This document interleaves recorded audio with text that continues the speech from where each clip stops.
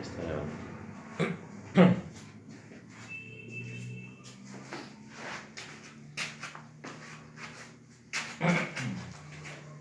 Bien. Hola chicos, buenos días.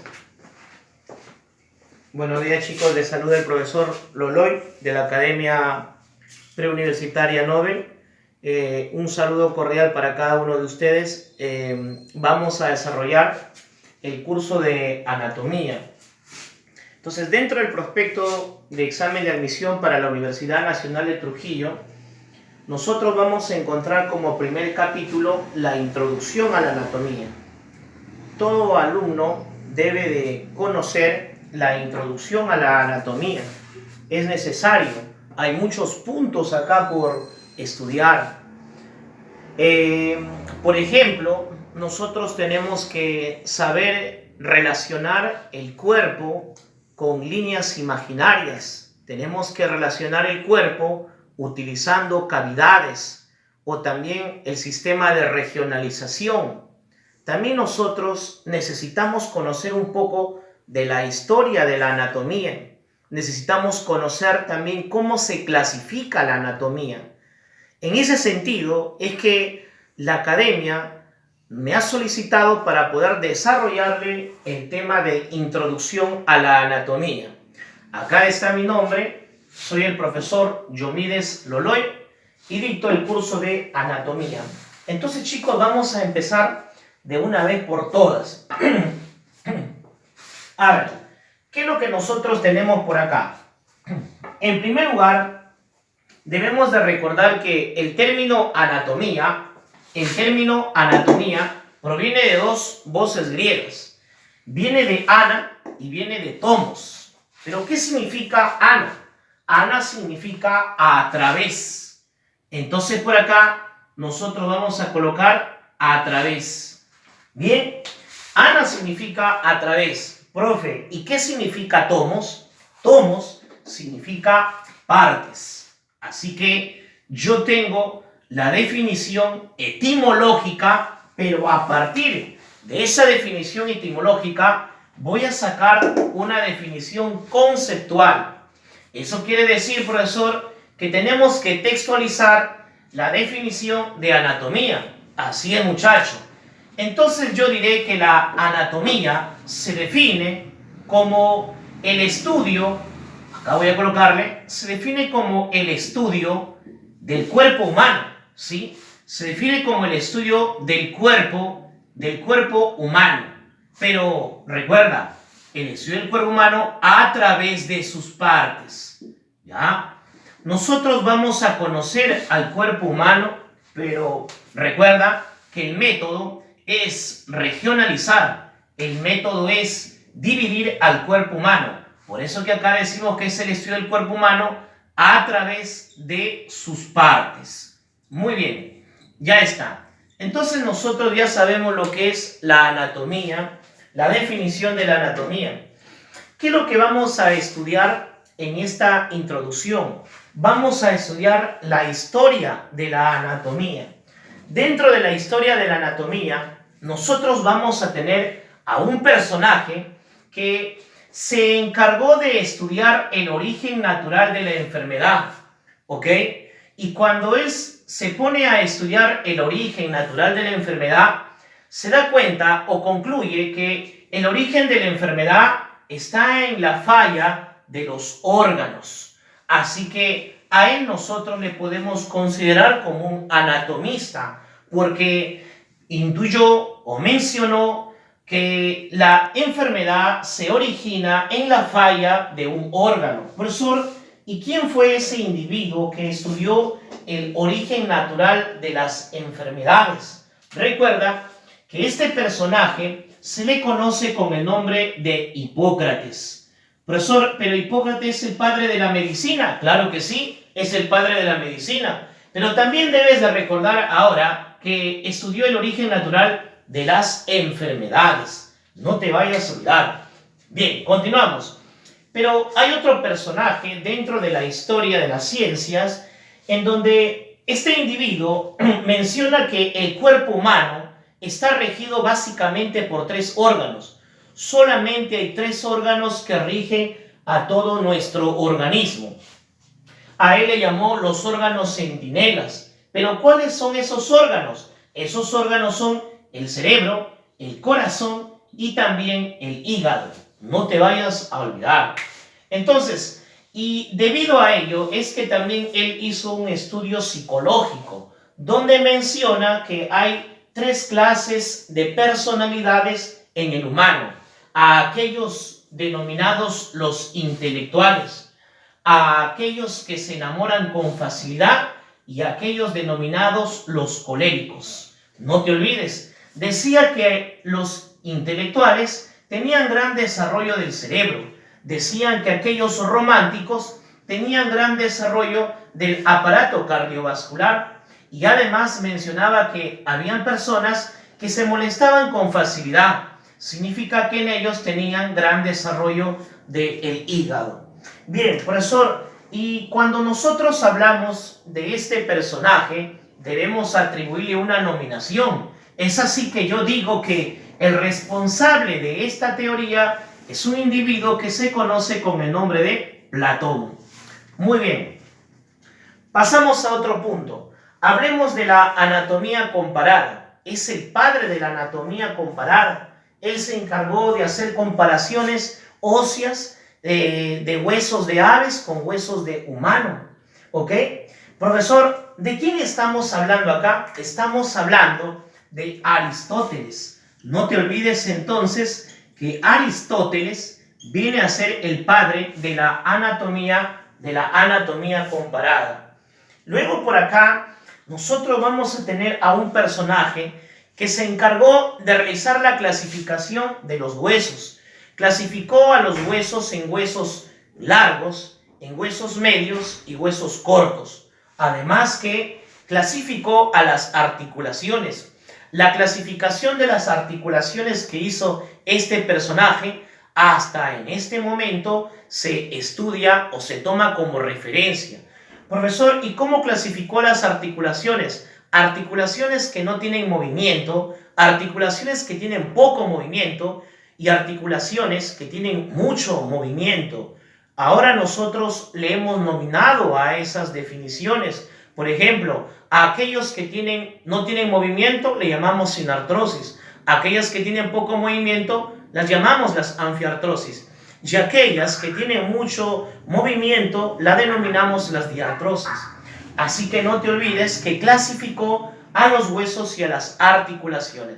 Profesor, ¿quién fue ese personaje? Recuerda que ese personaje se le conoce con el nombre de Galeno. Acá está. El personaje es Galeno. Profesor, pasemos a otro punto. Dentro de la historia de la anatomía, seguramente que los personajes fueron estudiando órgano por órgano. Claro que sí. Uno de los personajes estudió el funcionamiento de las venas. Él se preocupó en estudiar o asimilar el siguiente fenómeno.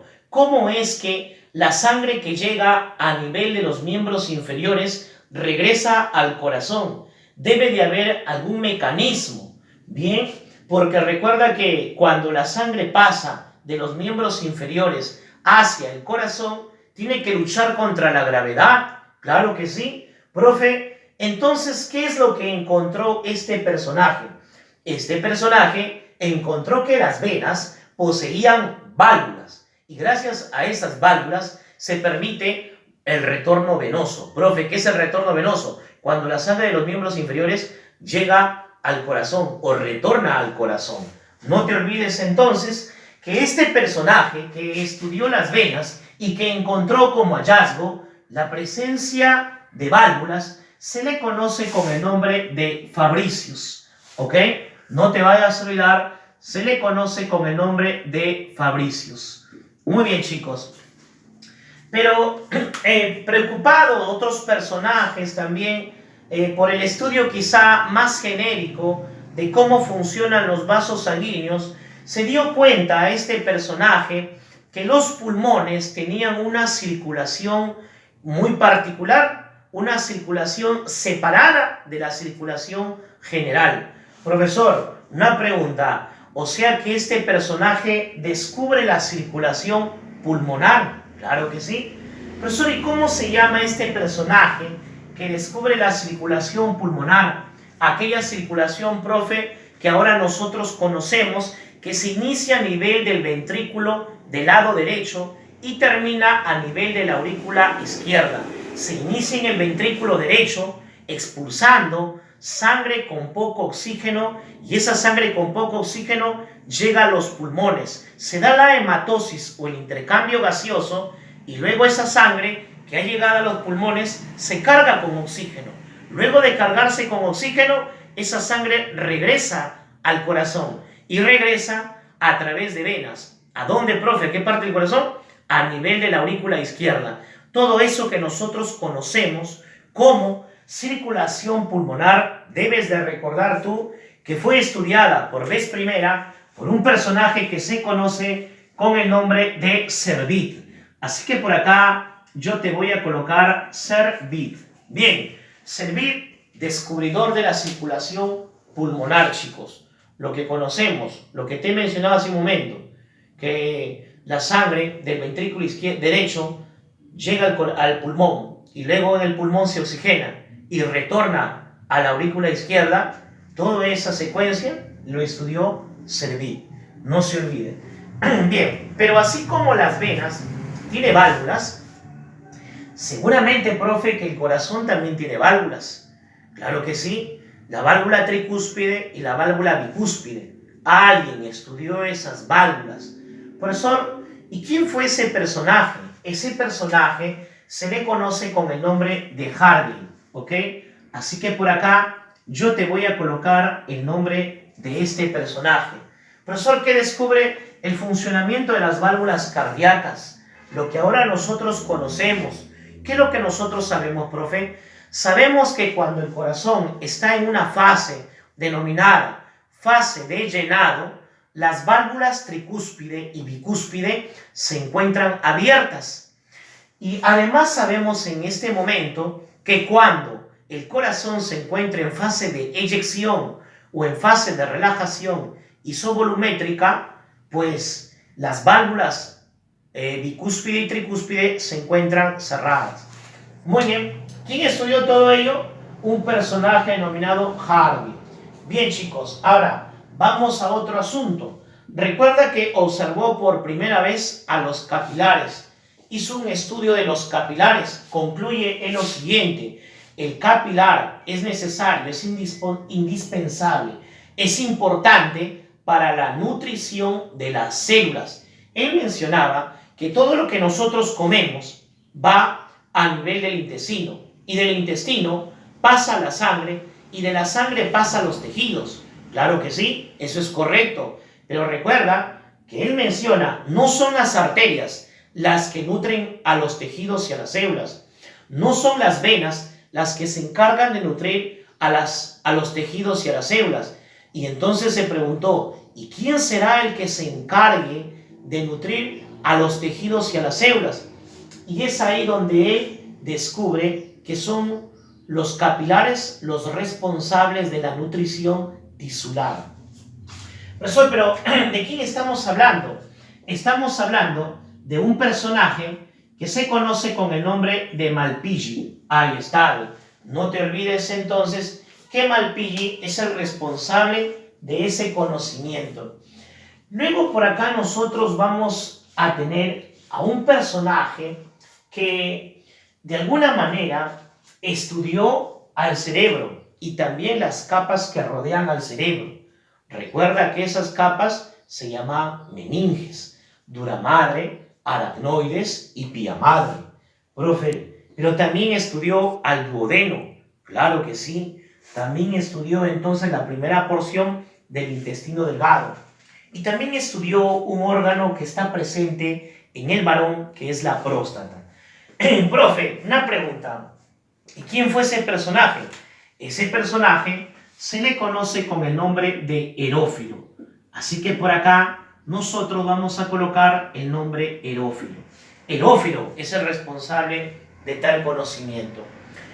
Profesor, ¿y los nervios motores y los nervios sensitivos? Nosotros sabemos, profe, en la actualidad que a partir de la médula espinal nacen unos nervios denominados nervios raquídeos.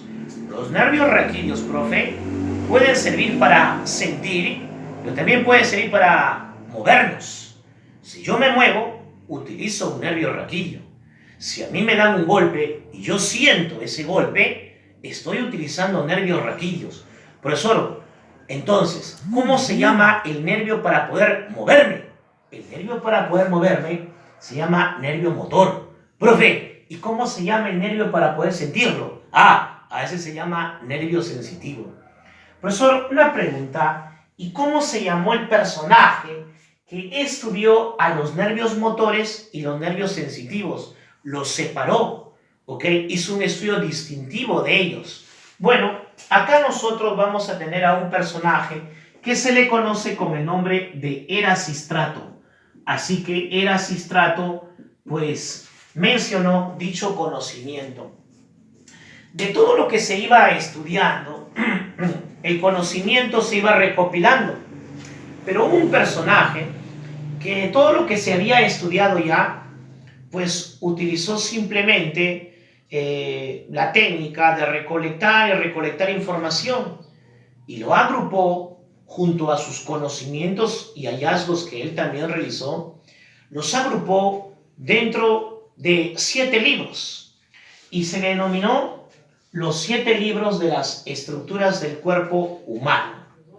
Profesor, ¿y quién fue ese personaje que realizó, pues, un estudio pseudo metaanalítico? Ya, recuerda que ese personaje se le conoce con el nombre de Andrea Vesalio.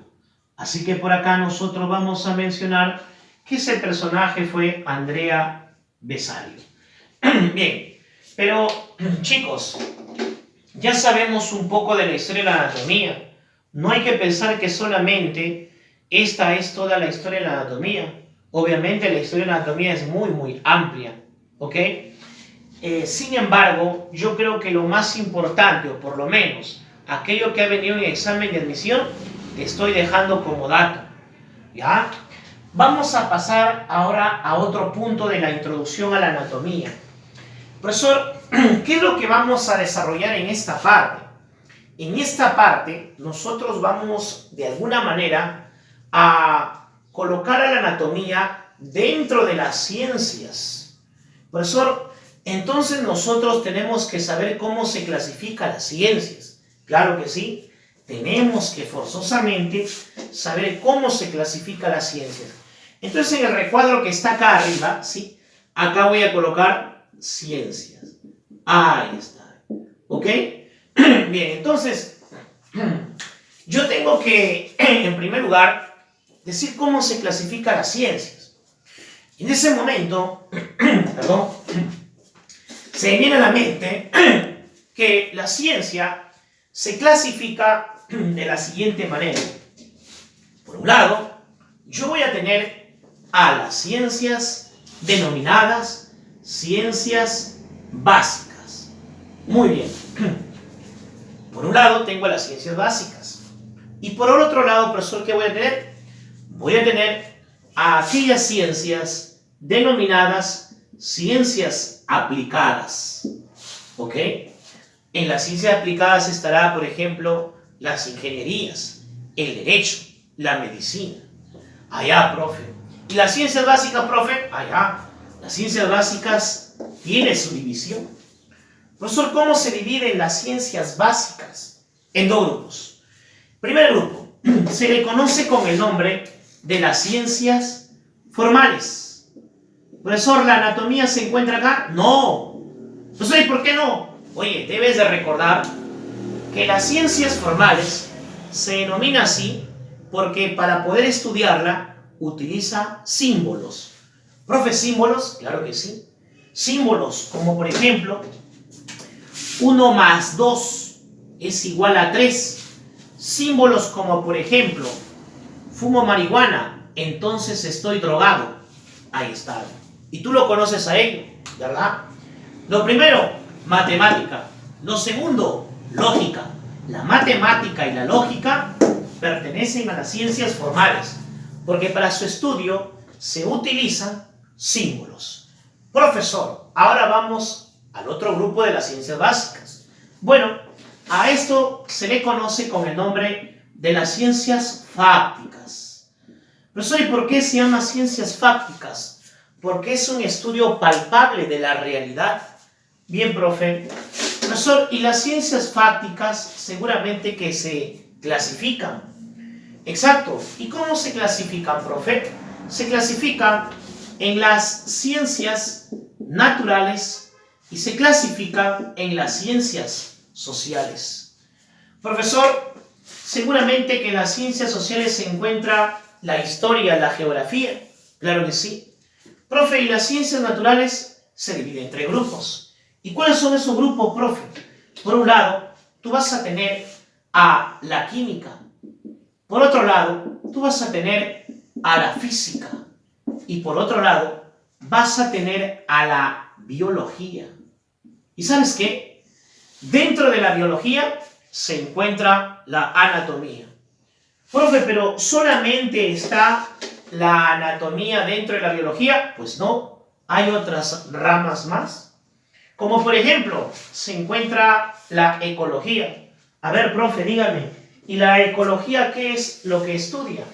La ecología estudia el medio ambiente. Entonces por acá nosotros vamos a colocar que se encarga del estudio de ¿qué? Del medio ambiente, el estudio de los ecosistemas. Ahí está. Muy bien, chico. Profe, y luego viene la etología. Profe, ¿la etología qué es lo que estudia? Oye, la etología estudia el comportamiento. No te olvides, ¿eh? La etología estudia el comportamiento. Profesor, ¿cómo es el comportamiento?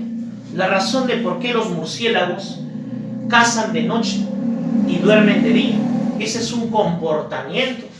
Entonces, ese comportamiento es estudiado ¿por qué? Por la etología. Bien. Profesor, una pregunta.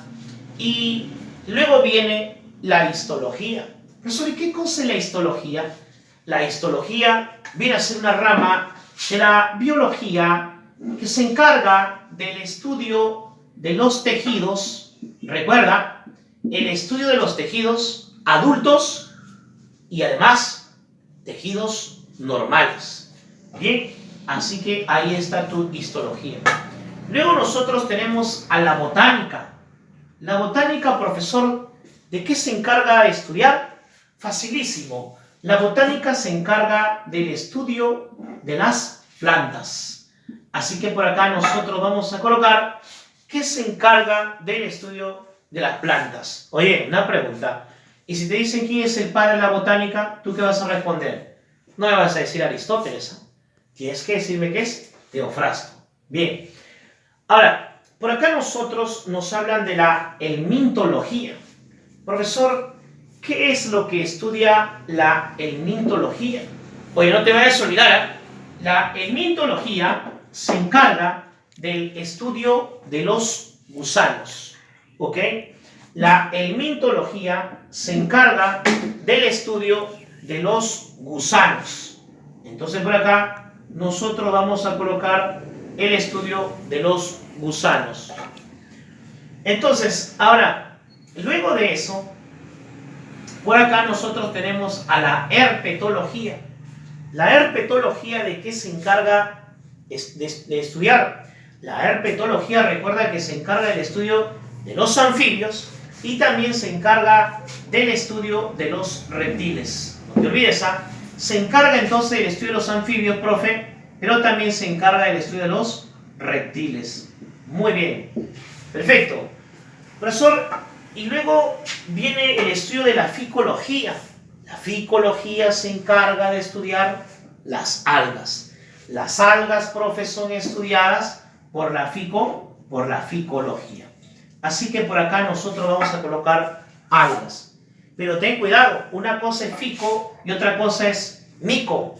La micología es una rama de la biología que se encarga del estudio de los hongos. No te olvides, ¿ok? Los hongos son estudiados ¿por qué? Por la micología. Acá seguramente, profesor, va a ser estudiado el Agaricus campestris. Claro que sí. El Agaricus campestris, que es un hongo. Profe, luego viene la malacología. ¿Qué estudia la malacología?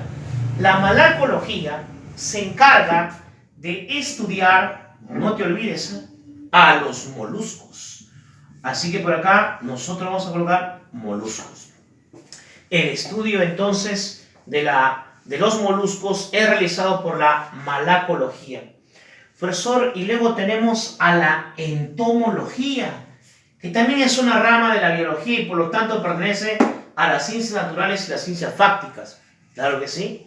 Profe, ¿qué estudia la entomología? Recuerda, la entomología estudia los insectos. Así que por acá nosotros vamos a colocar insectos. Los insectos son estudiados por la entomología. Profesor, y finalmente por acá, digo finalmente en relación a lo que les he colocado en la pizarra, porque obviamente las ramas de la biología son muchísimas más. Profe, vamos entonces a la virología. Ya sé, profe, seguramente que estudia al COVID. Claro que sí, él estudia al COVID. Al COVID-19, eso quiere decir, profe, que se encarga del estudio de los virus. No hay que olvidarnos de ello. Muy bien, chicos. Entonces, ahora vamos a pasar a la clasificación. A ver, voy a ver cuánto tiempo vamos. Déjeme ver. Bien, vamos 4 minutos más. Vamos ahora aquí. La clasificación de la anatomía. La anatomía se clasifica en anatomía microscópica y anatomía macroscópica. Recuerda, se clasifica en anatomía microscópica y anatomía macroscópica. Microscópica porque se vale para su estudio el uso de la microscopía, ¿ok? Macroscópica no necesita uso de microscopía. Dentro de la anatomía microscópica nosotros tenemos a la citología, a la histología, a la patología, a la hematología y a la inmunología. Eso es lo que nosotros tenemos en relación a los constituyentes o a las ramas de la anatomía microscópica. Bien, por otro lado, chicos, vamos a ver de qué se encarga de estudiar cada uno de ellos. Por ejemplo, la anatomía microscópica se encarga de estudiar a las células. Sí, señores. La histología, ya la hemos mencionado, se encarga del estudio de los tejidos. La patología, profe, ¿se encarga de qué? Se encarga de estudiar también tejidos, no te olvides, así como el primero. Pero ¿sabes qué? Estudia los tejidos alterados. Profesor, ¿y qué es un tejido alterado? Es un tejido que está enfermo, entre comillas, ¿no? Y la hematología, profe, se encarga de estudiar a la sangre. Profe, y la inmunología estudia el sistema inmunitario, o sea, el sistema de defensa. El sistema de defensa, o también llamado sistema inmunitario. Recuerda que hay dos formas de inmunidad: la inmunidad celular y la inmunidad humoral. La inmunidad celular está mediada por células, como por ejemplo linfocitos, neutrófilos, basófilos, eosinófilos. Pero también hay una inmunidad denominada humoral. La inmunidad humoral está mediada por anticuerpos y también está mediada por el complemento. Recuerda entonces, no te olvides, por si acaso, no quiero ser responsable si te viene esta pregunta y no la haces. La inmunología, ¿sí?, habla o hace referencia al sistema de la inmunidad, el sistema de defensa. Y la inmunidad se divide en dos: la inmunidad celular y la inmunidad humoral. La inmunidad celular está mediada por células. ¿Como quién, profe? Como los monocitos que se convierten luego en macrófago, denominado también célula presentadora de antígeno. Recuerda que también está mediada por linfocitos, está mediada por basófilos, está mediada por neutrófilos. Ahí está, neutrófilos. Y está mediada también por eosinófilos. Muy bien. Mientras que la inmunidad humoral, en cambio, está mediada por los anticuerpos, ¿sí? Los anticuerpos que vienen a ser inmunoglobulinas. Y si son inmunoglobulinas, son glucoproteínas desde el punto de vista de la biología. Pero estamos en anatomía. Sin embargo, podemos correlacionar. Pero también se encuentra el sistema de complemento. El sistema de complemento es un grupo de proteínas, no te olvides. Ese grupo de proteínas son producidas a nivel del hígado y se generan para generar vías de ataque contra organismos, contra microorganismos. Entonces ahí nosotros tenemos a la microscopía. En el siguiente video vamos a continuar, chicos. Vamos ahora a transmitirlo. No lo muevas.